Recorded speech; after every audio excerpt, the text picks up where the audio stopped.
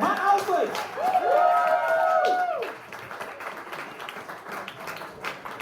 Thank you. I might touch on some political themes this evening. I've been billing myself this year as the voice of peace, which is appropriate, I think, particularly tonight, because my voice is completely fucked. So yeah, I've been called the headliner. Being a headliner at a comedy gig used to mean something. When I were a lad, it used to mean that you had something to say, and it used to mean that you were the best. These days on the comedy circuit, being a headliner means that you are the act that all of the other acts care least about getting the bus home. And I've already fucking missed it. Oh, thank you. I've been following the Football World Cup. Who's been following that? I turned on, I didn't follow it closely, but I turned on Iran USA the other day. As soon as I turned it on, do you know what the commentators said? The first thing I heard them say is, and the question is, will history repeat itself? I shouted at the television, I fucking hope not! The last thing we need in Qatar is a return to the 1980 hostage crisis.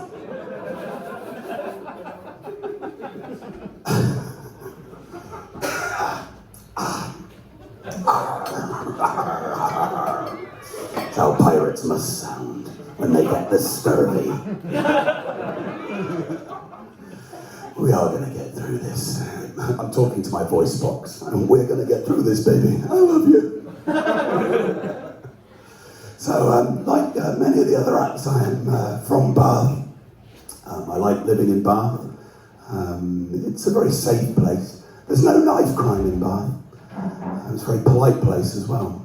There's no knife crime because if anyone draws a knife on you in Bath, all you need to do is pull out a fork and a spoon.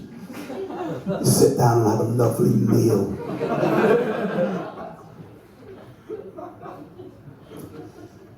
Some of you may be wondering, how did the sheriff from Stranger Things possibly mate with the creepy brother-in-law from Fleabag to make a badly balding 44-year-old baby? But here we are. Here you are, I see as well, actually. Yeah. Not you. You. Definitely you. So yeah, I moved to Bath to study a PhD. Oh yes. Do you want to know the title of my PhD thesis? Yeah. It was an application of Ed Herman and Noam Chomsky's propaganda model to Hollywood cinema from 1990 to 2002.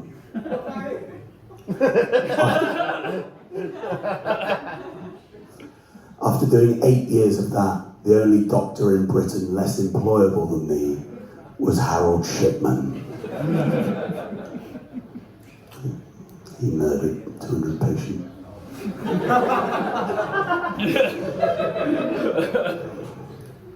The only doctor in Europe less employable than me was Radovan Karadzic. And if you don't know who that is, which none of you do, this is going to be a very long 17 minutes. All of my remaining jokes are about overqualified Bosnian Serb war criminals from the early 90s.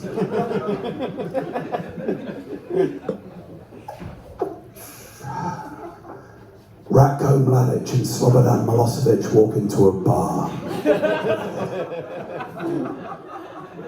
I am kidding. Yeah, I was unemployed for a long time. I tried to get into web design, but I was just useless. I didn't have the skills. I thought that Twitter was that bit between between your twat and your shitter. Didn't work at all.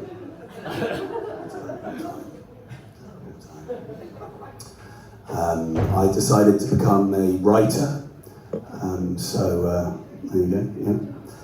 Decided to become a writer. I did a sequel to the James Bond franchise. I realised that it was very easy to do James Bond because all you need to do is combine the best bits of all the previous James Bonds. So I ended up with a half-finished manuscript called No Doctor, I Finger a Moon Pussy Forever Twice with a golden gun. That was better than my other effort. A finished manuscript called On Her Majesty's Pussy Is Never Enough. Too soon.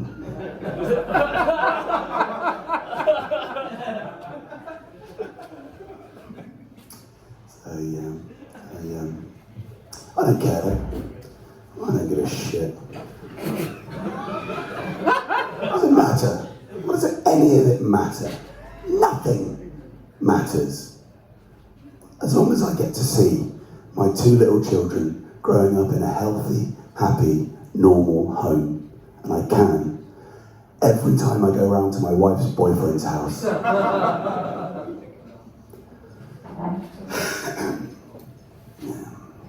That's fine. How do we cope though? How do we cope in this world, in this society, in this moment? How do we cope? I tell you how I cope. I cope by answering questions as unhelpfully as humanly possible. I was on Quora the other day, Q&A website. Someone said, I'm worried about my 22-year-old daughter. I think that she is dating her 5th cousin. What shall I do? I said, Madam, if your daughter has already dated 4 of her cousins, let her go. That bitch is clearly into incest.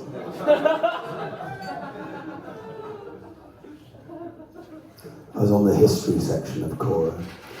Someone said, what would President Kennedy have done if he had survived the assassination? I said, I really don't know, but I'm pretty confident that he would have developed an incredible collection of hats.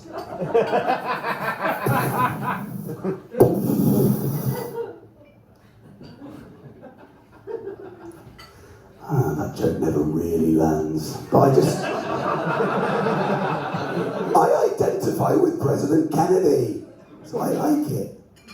I feel like a bit like President Kennedy in the sense that it does feel like a lifetime ago that I last had my brains blown out in a 3-way. That was a conspiracy joke. Thank you. So yeah, answering questions as unhelpfully as possible. I was in a gay bar the other day called Mandolins. A man came up behind me and said, do you like BBC? I said, well, I still watch the news. But the sitcoms have gone downhill since Fawlty Towers. Dear. Yeah. I've got some questions of my own, though. I've got some questions of my own. I may not have all the answers, but I definitely have some fucking pressing questions.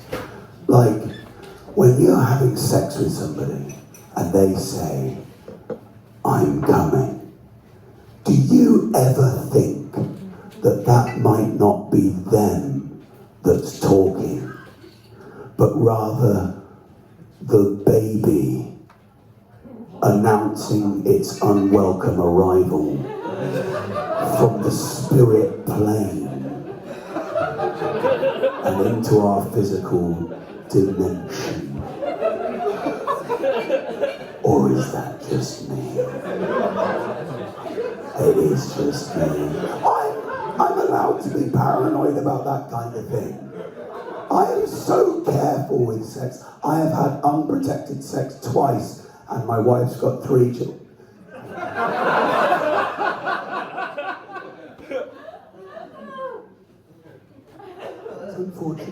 you have to forgive me. I'm not only unwell, but I've also been sleeping terribly recently. I've been sleeping just nightmare. I've got one of those new ASMR sleep apps. Use those to get to sleep. They usually work. They're like, oh, you're cuddling your pillow now, so tightly. Oh, cuddle that little pillow. Oh, this is so much easier with a fucked throat. You don't often hear people say that, actually.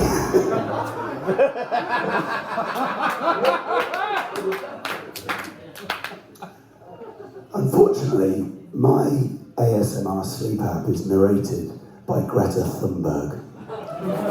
So every time my head hits the pillow, all I hear is, "This is all wrong. I should be in school on the other side of the ocean. You have ruined my dreams and my childhood." Blah, blah, blah. And I can't sleep like that. I have to get up and masturbate.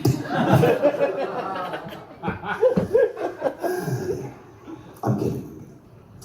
But, I don't know. Can voices make you hard? Because you're about to find out, baby.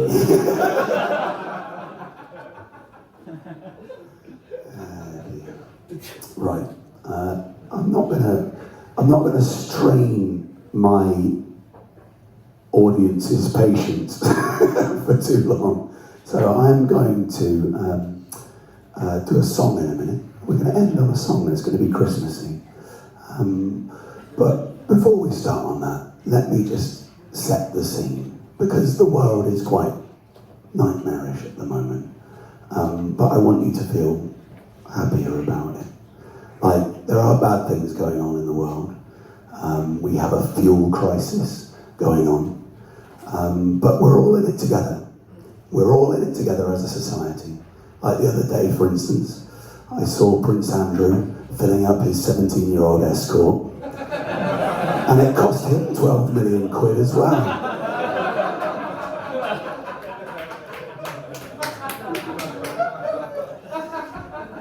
And there is some other good news. Britain has got Eurovision. Yay! We've got the Eurovision Song Contest coming up. And we got Eurovision because Ukraine won Eurovision, but they couldn't host it. Now, Ukraine won the Eurovision Song Contest. I kind of think that Ukraine would have won the Eurovision Song Contest, whatever it had done. I think that Ukraine would have won the Eurovision Song Contest if they'd sent out Fred West doing a cover of Wonderwall on a xylophone made out of Madeleine McCann's spine.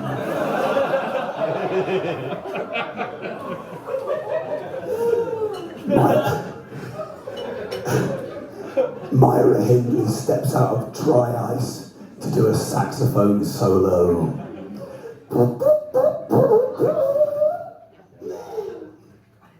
Jeffrey Dahmer can't be bothered to go onto stage at all. He's just in the green room, raiding the fridge as usual.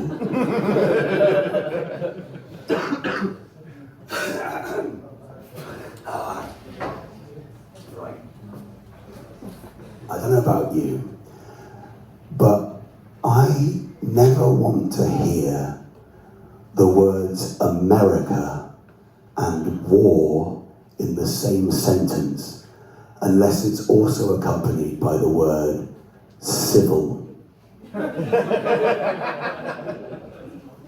I think that could solve quite a few fucking problems, to be honest with you.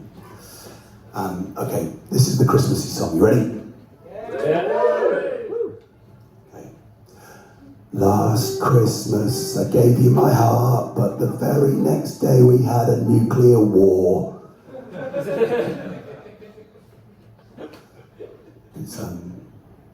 It's based on Wham's Last Christmas, but it's also inspired by the Pope, who recently said, that the international situation is so dire that we may be facing our last Christmas.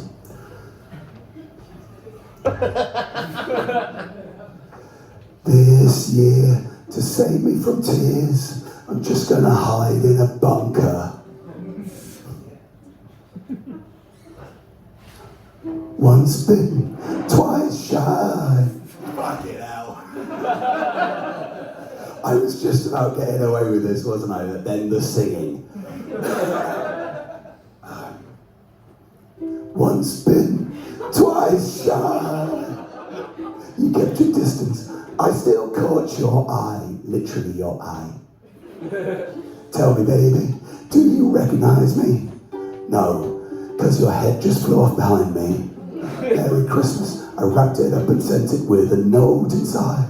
You ghosted me, you meant it. Now I know what a fool you've been. And if you kissed me now, I'd be very surprised, because you're just a shadow on the wall. You aren't even really there at all, you're dead. You should have hung out in my bunker.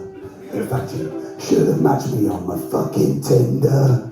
Now you're burnt to a fucking cinder. Should have matched me on my fucking Bumble. Now your bones have started to crumble. Should have matched me on my fucking Grindr. No, now nobody's gonna fucking find you. You big bloke. I forgot to say it's a love song.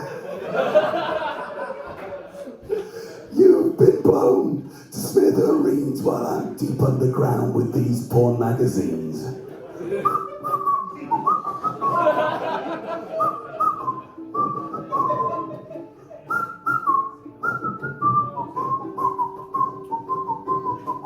Right, well, I need to get going shortly. I've got to get back to see my kids.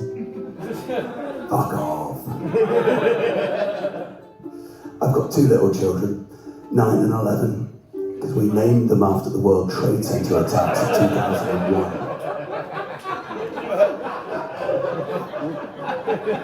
So 20 years ago, that joke would have fallen as flat as 2 buildings falling into their own footprint in a way that looks suspiciously like a controlled demolition. If you think that I've been a terrible comedian, just bear in mind that some of the greatest comedians of all time ended up as divorced alcoholics. That's how I started, so got one up on those guys. I do think that I'm going to get back to my kids. I like to do them a bedtime story most nights whenever I'm not gigging. But I don't like to fuck around, as you can probably tell. So tonight, if I get back in time, we're going to do Albert Camus' L'étranger.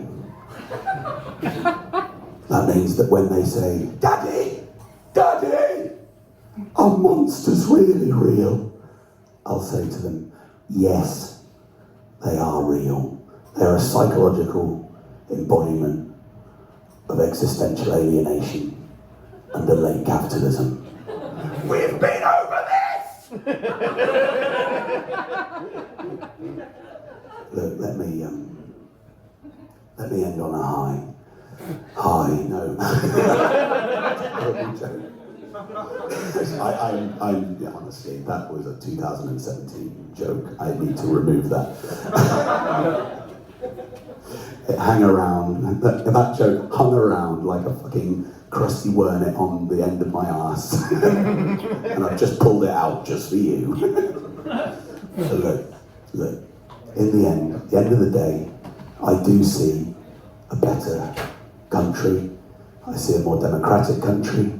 I see a more peaceful country. And I see us invading that country and stealing all of its oil. Thank you very much, everybody.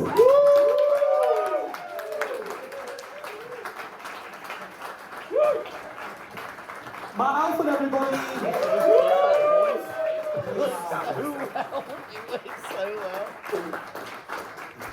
Very well done. Power through. Good night? Yeah? Right, let's hear it then. Let's hear it for all other acts, please. Let's hear it for all of one big clap, there's loads of them. Let's hear it. Come on.